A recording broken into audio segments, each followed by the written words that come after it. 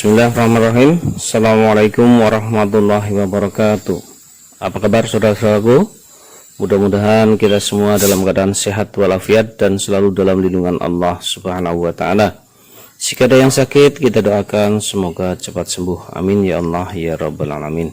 Baiklah, pada kesempatan kali ini kita akan lanjutkan pembahasan materi kita, yaitu tentang pelajaran matematika kelas 9 SMP atau MTS semester 1, yaitu masih tentang transformasi, yaitu pencerminan bagian yang kedua. Ya, lanjut saja. Silahkan simak dan perhatikan baik-baik supaya kita mendapatkan ilmu yang utuh ya. Oke, tentang pencerminan sendiri, lihat antara benda dengan bayangannya adalah bentuknya sama, ukurannya sama, atau dengan kata lain kongruen, hanya posisinya saja yang berbeda. Jaraknya sama terhadap cermin dan simetris terhadap cermin. Dan kalau kita lipat sepanjang garis cermin itu, maka kedua bangun itu akan saling tutup menutup atau saling berimpitan. Oke, lihat kalau bendanya seperti ini, bayangannya seperti itu. Lihat antara benda dan bayangannya simetris dan kongruen terhadap cermin ya. Oke,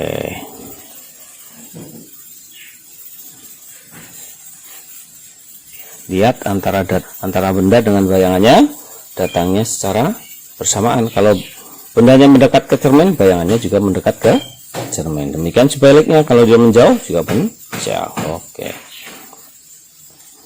sekarang akan kita bahas pada bagian kedua. Pencerminan bagian keduanya adalah yaitu tentang pencerminan terhadap garis Y sama dengan X. Oke, perhatikan contohnya, diketahui titik E yaitu 7,1 dicerminkan terhadap garis Y sama dengan X. Nah, kita gambar dulu koordinat kartesiusnya, kemudian kita gambar garis Y sama dengan X. Nah, perhatikan, ini pelajaran yang sudah lampau, namun kita harus ingat garis Y sama dengan X yaitu garis yang miring ke kanan 45 derajat. Perhatikan melalui titik 0,0, 1,1, 2,2, 3,2, 3,3, 4,4 dan seterusnya. Ya, lihat garisnya. Ini adalah garis Y sama dengan X. Oke, kemudian kita gambar titik 7,1. Iya, di situ lihat ya, di atas sumbu X berjarak 1 ya, 7,1. Dari pangkal koordinat ke kanan 7 ke atas 1. Nah, sekarang perhatikan untuk memperoleh bayangan itu. Ya, kalau tadi cerminnya itu miring ke kanan 45 derajat, berarti untuk mencari jarak yang terdekatnya atau tegak lurus terhadap garis Y sama dengan X, ini adalah kita cari yang miring ke kirinya ya, 45 derajat juga. Lihat ini, perhatikan titik 7,1. Nah, perhatikan garis terputus-putus itu berjarak berapa ini dengan sumbu Y, garis Y sama dengan X berjarak 3 diagonal. Nah, berarti bayangannya juga berjarak 3 diagonal. Nah, sekarang kita perhatikan titik E aksen atau bayangan dari titik E jika dicerminkan terhadap garis Y sama dengan X. Iya, berarti berapa koordinatnya? Yaitu 1,7. Itulah titik E aksen. Sekarang perhatikan contoh yang kedua. Diketahui titik F yaitu negatif 5, negatif 2. Ya, kita gambar dulu. Akan dicerminkan terhadap garis Y sama dengan X. Negatif 5, negatif 2 ke kanan, 5 ke bawah 2. Ya, perhatikan ini titik F. Berapa jaraknya ke garis Y sama dengan X?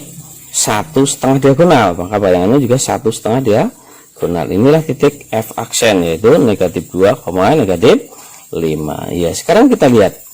Tadi dari titik E 7,1. Bayangannya adalah E aksen 1,7. Nah, titik F tadi titiknya negatif 5, negatif 2. Bayangannya negatif 2, negatif 5. Berarti kalau kita punya titik P yang koordinatnya S, T dicerminkan terhadap garis Y sama dengan X, maka bayangannya P aksen yaitu tinggal kita tukar tempat, absisnya menjadi ordinat, ordinatnya menjadi absis. Ya, maka P aksennya yaitu T, S. Ingat-ingat selalu, sehingga kalau kita nanti sudah sangat paham untuk menjawab soal seperti itu, kalau tidak diperintahkan untuk gambar, langsung kita bisa menjawabnya dengan tepat ya. Oke. Pencerminan terhadap garis Y sama dengan min X. Ya. Perhatikan contoh. Titik G 4,2 dicerminkan terhadap garis Y sama dengan negatif X. Oke, kita gambar dulu pada koordinat kartesius. Garis Y sama dengan min X. Nah, itu tegak lurus terhadap garis Y sama dengan X tadi. Ya, kalau tadi miringnya ke kanan, kalau Y sama dengan X, Y sama dengan min X, miringnya ke kiri. Berarti melalui titik 0,0 sama melalui titik negatif 1,1, negatif 2,2, negatif 3,3 dan seterusnya. Nah, inilah garis Y sama dengan negatif X. Ingat-ingat baik-baik ini. Ya.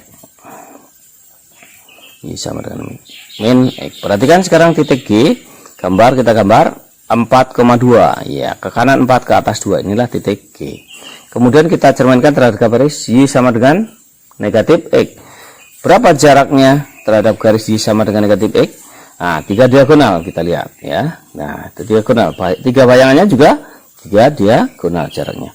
Maka ini adalah titik G aksen, yaitu koordinatnya negatif 2, negatif 4. Oke. Sekarang titik H, yaitu negatif 6,2. Ya, negatif 6,2 di situ. Ya, kemudian kita cerminkan terhadap garis Y sama dengan negatif X.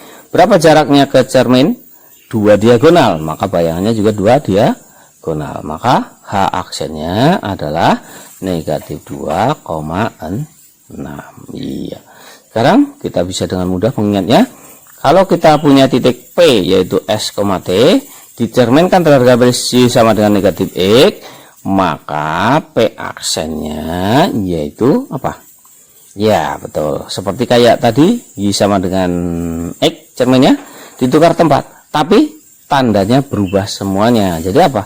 P aksennya yaitu negatif T, negatif S. Nah, makanya dilihat situ tandanya.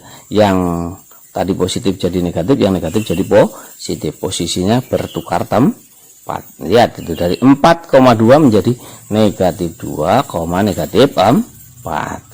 Negatif 6, negatif 2 menjadi negatif 2,6. Ditukar tempat, berubah tanda. Gitu ya. Ingat-ingat baik-baik. Tidak ada yang sulit selama kita belajar dengan sungguh-sungguh.